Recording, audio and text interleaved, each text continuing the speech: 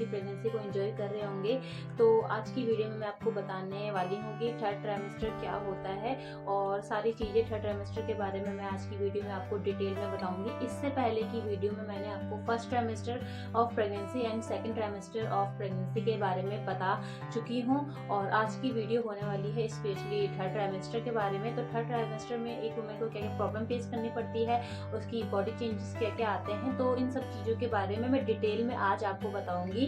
तो अगर आपने पहले की वीडियो नहीं देखी है तो प्लीज़ उसको जाकर देखिए और अगर आपका थर्ड ट्राइमेस्टर चल रहा है तो आपके लिए ये वीडियो बहुत ही यूजफुल होने वाली है। तो चलिए वीडियो को करते हैं शुरू।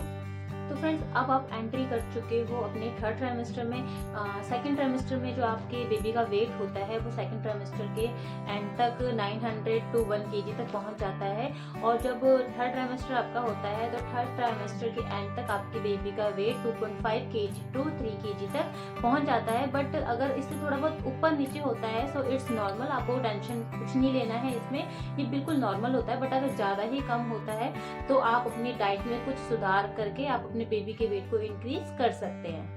तो फ्रेंड्स, इस वीडियो में मैं आपको बताऊंगी कि थर्ड ट्राइमेस्टर होता क्या है, थर्ड ट्राइमेस्टर में एक वुमेन को क्या क्या सिम्टम्स होते हैं और साथ ही साथ एक वुमेन की बॉडी में क्या क्या चेंजेस आते हैं। इसके अलावा मैं ये भी बताऊंगी कि इस थर्ड ट्राइमेस्टर तक आते आते आपको अपनी डाइट में क्या लेना चाहिए, क्या नहीं लेना चाहिए, बेबी का वेट क्या होते हैं और इस लास्ट ट्राइमेस्टर में आपके क्या क्या यूएसजी हो सकते हैं और क्या क्या ब्लड टेस्ट हो सकते हैं। तो इन सब चीज़ों के बारे में मैं डीपली आज आपको इस वीडियो में बताने वाली हूँ। तो वीडियो को अच्छे से समझने के लिए वीडियो को स्किप किए बिना देखिए और साथ ही साथ अगर आपने मेरे चैनल को सब्सक्राइब नहीं किया है, चैनल को जल्दी से सब्सक्राइब कीजिए और बेल आइकन के बटन को भी फटाफट से प्रेस कर दीजिए ताकि आने वाली और भी वीडियो की नोटिफिकेशन आप तक जरूर पहुंचे। तो चलिए वीडियो को करते हैं शुरू।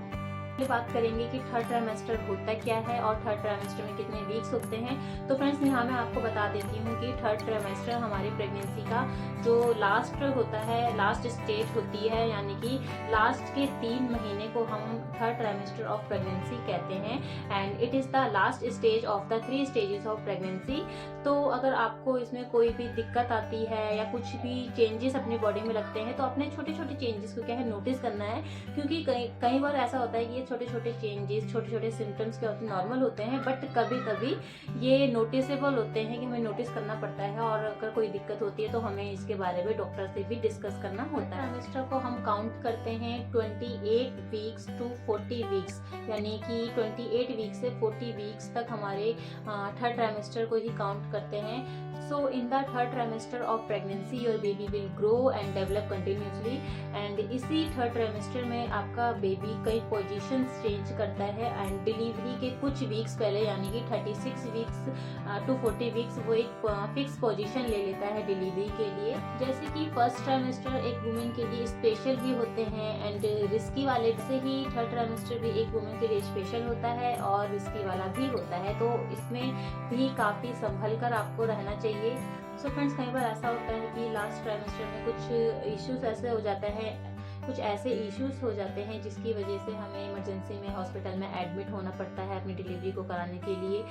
अब वो सी सेक्शन भी हो सकती है या पेन इंड्यूस करके भी आपकी डिलीवरी करवा सकते हैं और कई बार ऐसा होता है कि हमारी छोटी छोटी गलतियों की वजह से भी हमको प्रीमेच्योर डिलीवरी होने के चांसेस रहते हैं। जैसे कि हमने लॉन्ग ट्रैवल कर लिया जिसकी वजह से हमको ब्लीडिंग होने स्टार्ट हो गई और डॉक्टर के हमें एडमिट कर देते हैं ऐसे केस में, तो ऐसे कुछ दिक्कत बन जाती है जिसकी वजह से हमारी प्रीमेच्योर डिलीवरी होने के चांस बन जाते हैं। सो मैं यही आपको सजेस्ट करूँगी कि अगर आपका थर्ड ट्राइमेस्टर चल रहा है तो इस लास्ट ट्राइमेस्टर में आपको अपना खूब ख्याल रखना है। 36 वीक्स तक अपनी प्रेगनेंसी को खींच लेना है, क्योंकि 36 वीक के बाद अगर कोई भी बच्चा डिलीवर होता है तो बिल्कुल नॉर्मल होता है, बट 36 वीक से पहले अगर आपकी डिलीवरी हो जाती है तो वो तो प्रीमेच्योर वाली जाती है और साथ ही साथ बेबी भी थोड़ा वीक होता है।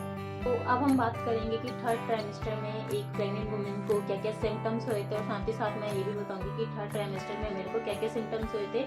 तो चलिए वीडियो को करते हैं शुरू।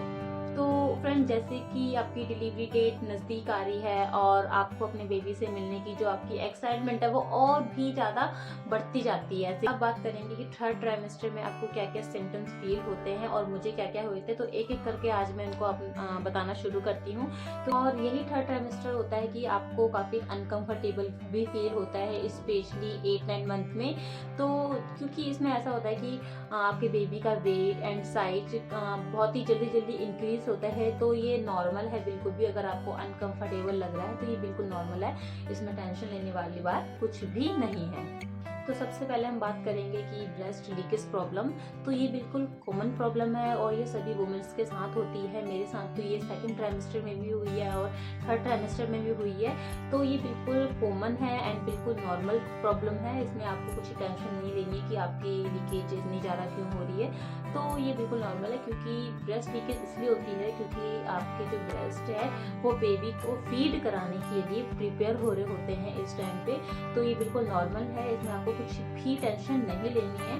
तो जब ये प्रॉब्लम मेरे साथ सेकंड ट्राइमेस्टर में होती थी, तो सेकंड ट्राइमेस्टर में क्या होता था कि इतनी लीकेज नहीं होती थी, थोड़ी थोड़ी सी होती थी। तो वो मंथ यानी कि तो मेरा सेकंड ट्राइमेस्टर ऐसे निकल गया था। बट जब थर्ड ट्राइमेस्टर स्टार्ट हुआ था तो ये लीकेज की प्रॉब्लम थोड़ी ना बढ़ गई थी। तो फिर मैंने वही ऑनलाइन सर्च करा कि इसके लिए क्या होता है। तो उसमें जो थे नर्सिंग पैड्स सजेस्ट किए गए कि अगर आपको ब्रेस्ट लीकेज प्रॉब्लम होती है प्रेगनेंसी में तो आप नर्सिंग पैड्स को यूज़ कर सकते हैं। तो मैंने वही मंगाई थी कि एक बार देखते हैं कि ये कैसे होते हैं। तो जब मैंने उनको मंगा के यूज़ किया तो उससे काफ़ी हद तक मुझे मतलब लीकेज की प्रॉब्लम से एकदम थोड़ा सा छुटकारा मिल गया। क्योंकि कई बार ऐसा होता है जब हम कपड़े पहनते हैं और लीकेज होती है तो वो बाहर कपड़ों में दिखते हैं और हमें काफ़ी एम्बेरस फील होता है। तो इस वजह से तो मैं आपको यही सजेस्ट करूँगी कि आपकी भी अगर ये प्रॉब्लम आपके साथ चल रही है तो आप नर्सिंग पैड्स को ज़रूर चूज़ कीजिए, क्योंकि नर्सिंग पैड को यूज़ करके आप एम्बेरस होने से बच सकते हैं और आप साथ ही साथ आपके कपड़े भी ज़्यादा गीले नहीं होंगे। ठीक है, जो सिम्टम्स है वो बिल्कुल नॉर्मल है और ये मोस्टली हर वुमेन के साथ होता ही होगा। तो करते हैं सेकंड सिम्टम्स की, और सेकंड सिम्टम्स में आपको बताना चाहूँगी वेजाइनली डिस्चार्ज के बारे में। तो हाँ फ्रेंड्स, अगर आपको थर्ड ट्राइमेस्टर में काफ़ी वेजाइनल डिस्चार्ज हो रहा है और काफ़ी क्वांटिटी में हो रहा है तो ये बिल्कुल नॉर्मल एंड कॉमन है। ये सेकंड ट्राइमेस्टर में भी होता है। तो अगर फ्रेंड्स, अगर बस आपको थर्ड ट्राइमेस्टर में नोटिस क्या करना है कि आपका जो ये वेजाइनली डिस्चार्ज हो रहा है वो कैसे कलर का हो रहा है। यानी कि अगर आपको ब्लैक कलर का हो रहा है, रेड कलर का हो रहा है या ब्राउन कलर का हो रहा है या उसमें स्मेल वाला डिस्चार्ज है तो आपको तुरंत डॉक्टर से कंसल्ट करना चाहिए। क्योंकि जो थर्ड ट्राइमेस्टर होता है वो उसमें ये होता है कि हमारी डिलीवरी कभी भी हो सकती है और जो इस टाइप के डिस्चार्ज होते हैं वो इसी बात का इशारा करते हैं कि हमारी डिलीवरी का जो टाइम है वो नज़दीक है, शायद वो कभी भी हो सकती है। तो आपको बस इस डिस्चार्ज में नोटिस करना है कि किस टाइप का हो रहा है, किस कलर का हो रहा है। तो अगर आपको ज़रा से भी इसमें कुछ चेंजेस दिखता है ना तो आपको अपने डॉक्टर से तुरंत कंसल्ट करना है ताकि वो सही टाइम से आपका चेकअप कर सके। अगले सिम्टम्स में आपको बताने जा रही हूँ फ्रीक्वेंटली यूरिनेशन के बारे में। तो फ्रेंड्स, वैसे तो आपको जब आपका फर्स्ट मंथ होता है यानी कि फर्स्ट ट्राइमेस्टर जब आपका होता है तो ये फ्रीक्वेंटली यूरिनेशन की प्रॉब्लम उस समय भी लगी रहती है और जो धीरे धीरे सेकंड ट्राइमेस्टर तक आते आते बहुत ही कम हो जाती है। बट जैसे ही आपका थर्ड ट्राइमेस्टर स्टार्ट होता है यानी कि आपको जैसे 8 मंथ, स्पेशली 8 मंथ 9 मंथ, तो उसमें क्या होता है आपको ये वाली प्रॉब्लम फिर से लग जाती है। क्योंकि मेरे को याद है कि जब मेरा 7th और 8th मंथ चल रहा था तो मुझे फ्रीक्वेंटली यूरिनेशन इतना नहीं होता था। बट जैसे ही 9th मंथ मेरा स्टार्ट हुआ था और आने वाली प्रॉब्लम फिर से स्टार्ट हो गई थी। क्योंकि आपको जैसे पता ही है कि आपके बेबी का वेट थर्ड ट्राइमेस्टर में बेबी का साइज जल्दी जल्दी इंक्रीज होता है। तो उससे क्या होता है आपके ब्लैडर पे प्रेशर पड़ता है और आपको ये वाली प्रॉब्लम बार बार यूरिन आने वाली प्रॉब्लम क्या है लग जाती है। तो ये बिल्कुल नॉर्मल है, इसमें भी कोई डरने वाली बात नहीं है कि आपको फर्स्ट ट्राइमेस्टर में बार बार यूरिन आया है तो और सेकंड ट्राइमेस्टर में नहीं आता, फाइनल ट्राइमेस्टर में नहीं आता। तो ऐसा जरूरी नहीं है कि आपके साथ भी ऐसे हो सकता है आपको ना आए और हो भी सकता है कि आपको बार बार यूरिन जाना पड़े। तो ये बिल्कुल नॉर्मल एंड कॉमन प्रॉब्लम है। तो नेक्स्ट सेंटेंस में क्या होता है, कई वुमेन्स को क्या होता है पूरी प्रेगनेंसी स्वेलिंग की प्रॉब्लम फेस करनी पड़ती है और किसी वुमेन को प्रेगनेंसी के थर्ड ट्राइमेस्टर में स्वेलिंग की प्रॉब्लम फेस करनी पड़ती है। तो ये भी क्या है, एक नॉर्मल प्रॉब्लम होती है। अगर आपके पैरों में स्वेलिंग हो रही है, अगर आप इससे रिलीफ पाना चाहते हैं तो क्या करते हैं कि आप ज़्यादा देर तक खड़े मत रहिए और अगर कोई भी काम कर रहे हैं तो बीच बीच में आपको थोड़ा रेस्ट लेना है। और साथ ही साथ जब आप बेड में सोने जाते हो तो उस टाइम क्या करना है, आपको किसी भी ऑयल से अपने पैरों के तलवों में हल्के हल्के हाथों से मसाज करनी है। तो ऐसा करने से आपको काफ़ी रिलीफ मिलेगा। तो फ्रेंड्स, अगर आपको स्वेलिंग की प्रॉब्लम बनती है तो आपको ज़्यादा देर खड़े होकर काम बिल्कुल भी नहीं करना है। तो अब बात करते हैं नेक्स्ट सिम्टम्स में आपको बताना चाहूँगी ब्लीडिंग के बारे में। कई वुमेन को ऐसा होता है कि प्रेगनेंसी के 7-8 मंथ में ही ब्लीडिंग थोड़ी थोड़ी स्पॉटिंग टाइप होनी शुरू हो जाती है। और कहता है कि जब आपका 9th मंथ लग जाता है, स्टार्ट हो जाता है, तो उस टाइम पे कई वुमेन्स को थोड़ी थोड़ी ब्लीडिंग होती है या स्पॉटिंग होती है। तो ये बिल्कुल नॉर्मल है, बट इसको ज़्यादा इग्नोर भी नहीं करना है। ध्यान रखना है कि वो जो स्पॉटिंग हो रही है वो कितनी क्वांटिटी में हो रही है। अगर ज़्यादा हो रही है तो आपको रिस्क नहीं लेना है, तुरंत डॉक्टर से विजिट करनी है। प्लस अगर आपको थोड़ी थोड़ी हो रही है, 1 या 2 बूंद हो रही है, तो ये नॉर्मल है, बिल्कुल कभी भी ऐसा हो सकता है। और आपके साथ ये प्रॉब्लम 7 मंथ में लग जाती है या आपको 8 मंथ में थोड़ी थोड़ी स्पॉटिंग वाली प्रॉब्लम शुरू हो जाती है, तो आपको क्या करना है, उस टाइम से आपको प्रॉपर बेड रेस्ट लेना शुरू कर देना है। ये नहीं कि आपको स्पॉटिंग हो रही है बट अपना डेली रूटीन का वर्क आप कंटिन्यू रख रहे हो, ऐसा बिल्कुल नहीं करना है। क्योंकि अगर आपको स्पॉटिंग हो रही है बट आप डेली रूटीन वर्क अपना कंटिन्यू रख रहे हैं, तो उसमें क्या होगा, आपको ब्लीडिंग थोड़ा ज़्यादा होने लग जाएगी। और तो ऐसे केस में क्या होता है कि प्री मैच्योर डिलीवरी होने के चांस बढ़ जाते हैं, और जो इस टाइम पे बिल्कुल भी अच्छे नहीं होती है। तो आपको कैसे ना कैसे आपको 9 मंथ की जर्नी अपनी कंप्लीट अच्छे से करनी है। तो आपको इन छोटी छोटी बातों का ध्यान रखना है।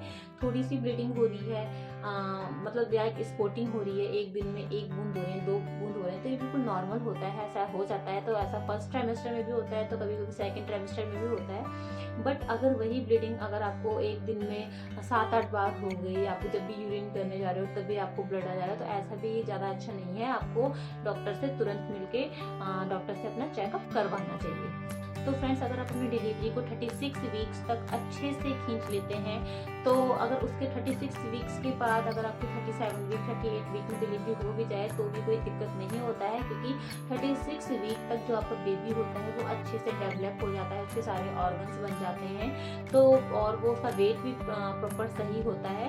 बट अगर 36 वीक से पहले आपकी डिलीवरी हो जाए तो उसे प्री मैच्योर डिलीवरी में काउंट करते हैं। प्लस अगर आपका बेबी उस टाइम पे क्या होता है, आपके बेबी का वेट भी काफ़ी कम होता है और बेबी काफ़ी कमज़ोर होता है, तो आपको अपनी जर्नी 36 वीक्स तक एटलीस्ट ले जानी है कि आप कैसे भी करके अपनी 36 वीक को अच्छे से कंप्लीट कर लीजिए। तो अगर इन 36 वीक के बीच में अगर आपको कोई भी प्रॉब्लम, मेजर प्रॉब्लम नज़र आती है, तो आपको अपनी गायनी से तुरंत ही कंसल्ट करना चाहिए, वरना आपकी प्री मैच्योर डिलीवरी होने के चांसेस काफ़ी बढ़ जाते हैं। बात करेंगे कि 3rd ट्राइमेस्टर की प्रेगनेंसी में एक वुमेन की बॉडी में क्या क्या चेंजेस आते हैं और मेरी बॉडी में क्या क्या चेंजेस आए थे, तो अब बात करेंगे इनके बारे में। कि 3rd ट्राइमेस्टर की प्रेगनेंसी में बेबी का वेट जल्दी जल्दी बढ़ने की वजह से, बेबी का साइज जल्दी जल्दी बढ़ने की वजह से आपको कई बार क्या होता है, सीने में थोड़ी जलन सी फील होती है, तो ये बिल्कुल नॉर्मल है। तो आपको ऐसी कंडीशन में क्या करना है, आपको खूब सारा पानी पीना चाहिए।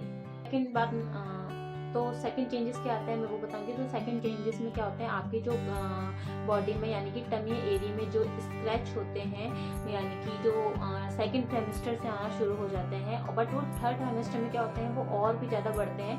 क्योंकि 3rd ट्राइमेस्टर में जैसे कि मैंने आपको बताया कि बेबी का वेट एंड साइज जल्दी जल्दी बढ़ता है, तो उसकी वजह से हमारी जो टमी की स्किन होती है वो और भी ज़्यादा खिंचते काफ़ी पतली हो जाती है, जिससे जो हमारे स्क्रैच मार्क्स हैं और भी ज़्यादा उभर कर आते हैं अपनी बॉडी में। जैसे कि मैंने आपको पहले की वीडियोस में भी बताया है कि स्ट्रेच मार्क की प्रॉब्लम में क्या है, आपको कोकोनट ऑयल प्रेगनेंसी के फर्स्ट मंथ से ही, यानी कि आपको फर्स्ट ट्राइमेस्टर में भी लगा सकते हो या आप सेकंड ट्राइमेस्टर में भी लगाना शुरू कर सकते हो। कोकोनट ऑयल को लगाना शुरू कर दीजिए ताकि प्रेगनेंसी यानी कि डिलीवरी होने के बाद आपको ज़्यादा प्रॉब्लम फेस ना करनी पड़े। तो फ्रेंड थर्ड बॉडी चेंजेस मैं आपको बताना चाहूँगी। तो हो सकता है कि आपका जो वेट है वो काफ़ी बढ़ जाए 3rd ट्राइमेस्टर में, या हो सकता है कि आपके जो वेट है वो नॉर्मल रहे, या हो सकता है कई बार क्या होता है थोड़ा कम भी हो जाता है। तो इसमें कुछ भी टेंशन आपको नहीं लेनी है। जैसे कि मैंने आपको हर बार हर वीडियो में बताया है कि अगर आपके बेबी का वेट अल्ट्रासाउंड की रिपोर्ट में बिल्कुल परफेक्ट है, यानी कि वीक बाय आपके बेबी का वेट बिल्कुल परफेक्ट है, तो इसमें आपका वेट कोई मैटर मैटर नहीं करता है, क्योंकि जब मैं प्रेग्नेंट थी और मैंने आपको बताया है कि मैं अपनी प्रेगनेंसी में मेरा वेट बिल्कुल भी इतना खास नहीं बढ़ा था, यानी कि 52 था तो प्रेगनेंसी तक 57 तक ही गया था, ज़्यादा इंक्रीज नहीं हुआ था। तो उसमें डॉक्टर ने मुझे बोला था कि आपके बच्चे का वेट सही होना चाहिए, आपका वेट मैटर नहीं करता है। तो वही चीज़ मैं आपको भी बोलना चाहूँगी कि अगर आपका वेट ज़्यादा बढ़ रहा है या बिल्कुल नहीं बढ़ रहा है या कम बढ़ रहा है तो इसमें कोई टेंशन लेने वाली बात नहीं है। बस अल्ट्रासाउंड में आपके बच्चे का वेट एकदम परफेक्ट आना चाहिए। बात करेंगे बेबी के वेट के बारे में कि बेबी का वेट हर ट्राइमेस्टर में कितना बढ़ता है। प्रेगनेंसी के सेकेंड ट्राइमेस्टर में आपके बेबी के ऑर्गन्स डेवलप होते हैं एंड प्रेगनेंसी के थर्ड ट्राइमेस्टर यानी कि फाइनल ट्राइमेस्टर में आपके बेबी का वेट एंड साइज जल्दी जल्दी बढ़ने लगता है। के एंड तक आपके बेबी की जो हाइट होती है वो 20 to 22 इंच तक हो सकती है और साथ ही साथ आपकी जो बेबी का वेट होता है वो 2.5 kg to 3 kg तक हो सकता है और कभी कभी थर्ड ट्राइमेस्टर के लास्ट तक किसी किसी बच्चे का वेट 3.5 kg भी चला जाता है। इसी ट्राइमेस्टर में बेबी के लंग्स भी मैच्योर होते हैं और साथ ही साथ बेबी बर्थ लेने के लिए काफ़ी पोजीशंस अपनी लेता है और लास्ट मंथ में यानी कि 9th मंथ में वो हेड फिक्स भी कर लेता है। ब्रेन डेवलप होता है, बेबी की बॉडी में छोटे छोटे हेयर्स आने लग जाते हैं जो कि बेबी की बॉडी को कवर करके रखते हैं और साथ ही साथ कहते हैं कि प्रेगनेंसी के थर्ड ट्राइमेस्टर में बेबी आपकी बातों को सुनने भी लगता है। ये कि प्रेगनेंसी के थर्ड ट्राइमेस्टर में आपको क्या खाना चाहिए क्या नहीं खाना चाहिए। आपको फ्रूट्स लेने हैं, आपको ग्रीन वेजिटेबल्स लेनी है, आपको वो सारे हाई प्रोटीन रिच फूड लेने हैं जो आपके लिए और साथ ही साथ आपके बच्चे के लिए भी फायदेमंद हो। आपको अपने आप को हाइड्रेट रखना है, इसके लिए आपको खूब सारा पानी पीना चाहिए और साथ ही साथ आपको अपने हीमोग्लोबिन को भी मेंटेन करके रखना है, क्योंकि क्या होता है कि प्रेगनेंसी के थर्ड ट्राइमेस्टर में कई वुमेन्स का जो हीमोग्लोबिन की मात्रा होती है, वो जो हीमोग्लोबिन का लेवल होता है वो धीरे धीरे डाउन होता रहता है, बट इसी ट्राइमेस्टर में क्या होता है हमें अपने हीमोग्लोबिन के लेवल को एकदम मेंटेन करके रखना चाहिए। हीमोग्लोबिन का लेवल थर्ड ट्राइमेस्टर में कम है और आप इसको बढ़ाना चाहते हैं, मतलब कुछ ही दिनों में आप इसको बढ़ाना चाहते हैं, तो वैसे तो मैंने इसके ऊपर एक वीडियो बनाई है क्योंकि मेरे को भी थर्ड ट्राइमेस्टर में कुछ प्रॉब्लम आ गई थी और कुछ प्रॉब्लम में जैसे कि मेरा हीमोग्लोबिन कम हो गया था, तो उसमें मैंने कुछ चीज़ें लेकर एक हफ्ते के अंदर 1 यूनिट बढ़ा दी थी। बट आपके पास अगर खूब सारा टाइम है तो आप उन सब चीज़ों को ट्राई करके आप 2 या 3 यूनिट तक अपने हीमोग्लोबिन के लेवल को बढ़ा सकते हैं। तो वो उस वीडियो का लिंक नीचे डिस्क्रिप्शन में दे दूंगी, आप उस वीडियो में डायरेक्ट जाकर और उन टिप्स को फॉलो करके अपने हीमोग्लोबिन के लेवल को बढ़ा सकते हैं। आपकी प्रेगनेंसी का फर्स्ट ट्राइमेस्टर से लास्ट ट्राइमेस्टर तक अगर कोई भी आपको दिक्कत नहीं है, आपकी जो प्रेगनेंसी की जर्नी है वो एकदम स्मूथली चल रही है, तो आप प्रेगनेंसी के थर्ड ट्राइमेस्टर में कुछ एक्सरसाइज भी कर सकते हैं ताकि आपकी नॉर्मल डिलीवरी थोड़ी ईजी हो सके। आपको थर्ड ट्राइमेस्टर में अवॉइड करनी है, क्योंकि अगर आपका थर्ड ट्राइमेस्टर चल रहा है और आप लॉन्ग ड्राइव में बार बार ट्रैवल कर रहे हैं तो डिलीवरी होने के चांस बहुत ज़्यादा बढ़ जाते हैं। तो आप कोशिश कीजिए कि प्रेगनेंसी के थर्ड ट्राइमेस्टर में आप बिल्कुल भी ड्राइव ना कीजिए, ना छोटी ड्राइव कीजिए ना बड़ी ड्राइव कीजिए, तो आपको ड्राइव अवॉइड ही करनी है।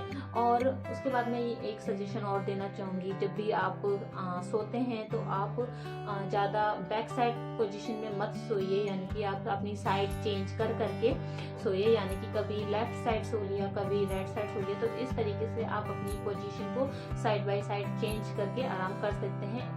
काफ़ी देर तक बैक साइड की पोजीशन में मत लेटिए, इससे क्या होता है कि बैक में दर्द बना रह सकता है डिलीवरी के बाद तक। लास्ट में मैं यही कहना चाहूँगी कि आपको थर्ड ट्राइमेस्टर में बिल्कुल भी अल्कोहल, कॉफ़ी ये सब बिल्कुल लेना बंद कर दीजिए। चाहे आपका फर्स्ट ट्राइमेस्टर चल रहा है या आपका सेकंड ट्राइमेस्टर चल रहा है, आपको अल्कोहल या कॉफ़ी चाय कुछ भी नहीं लेना है। अगर आप चाय कॉफ़ी लेते हैं तो आप एक दिन में एक बार ले सकते हैं, बट आपको अल्कोहल तो फुल्ली अवॉइड करना है पूरी प्रेगनेंसी में, और साथ ही साथ आपको चाय कॉफ़ी की मात्रा भी ज़्यादा नहीं लेनी है। आपको लास्ट में बताना चाहूँगी कि प्रेगनेंसी के थर्ड ट्राइमेस्टर में कौन कौन से USG होते हैं और कौन कौन से ब्लड टेस्ट होते हैं, तो बात करते हैं आप इनके ऊपर। आपको पता है कि प्रेगनेंसी का थर्ड ट्राइमेस्टर बाकी ट्राइमेस्टर से काफ़ी इम्पोर्टेंट होता है, क्योंकि इस थर्ड ट्राइमेस्टर का कंप्लीट होने के बाद आपका बेबी आपके हाथों में आ जाता है।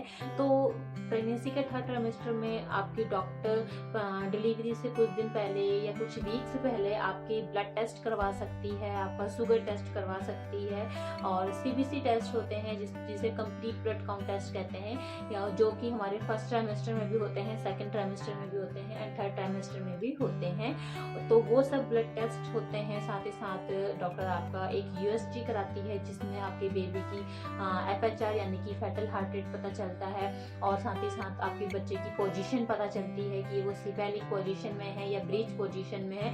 अगर आपका बेबी उस यूएसजी में सिफेलिक पोजीशन में आता है तो डॉक्टर आपकी नॉर्मल डिलीवरी कर सकते हैं। बट अगर 9th मंथ के यूएसजी में यानी कि डिलीवरी से पहले कुछ वीक्स पहले जो आपका यूएसजी होता है, अगर उस यूएसजी में आपके बेबी की पोजीशन ट्रांसफर पोजीशन आई है या ब्रीच पोजीशन आई है, तो उस केस में डॉक्टर आपका सी सेक्शन करते हैं, क्योंकि उस पोजीशंस में आपकी नॉर्मल डिलीवरी पॉसिबल नहीं होती है। साथ ही साथ इस यूएसजी में आपके बेबी की मूवमेंट पता चलती है और आपके बेबी की ग्रोथ क्या है, आपके बेबी का वेट क्या है। तो इसी अल्ट्रासाउंड में ये सब चीज़ें आपके बच्चे के बारे में आपको मालूम पड़ती है।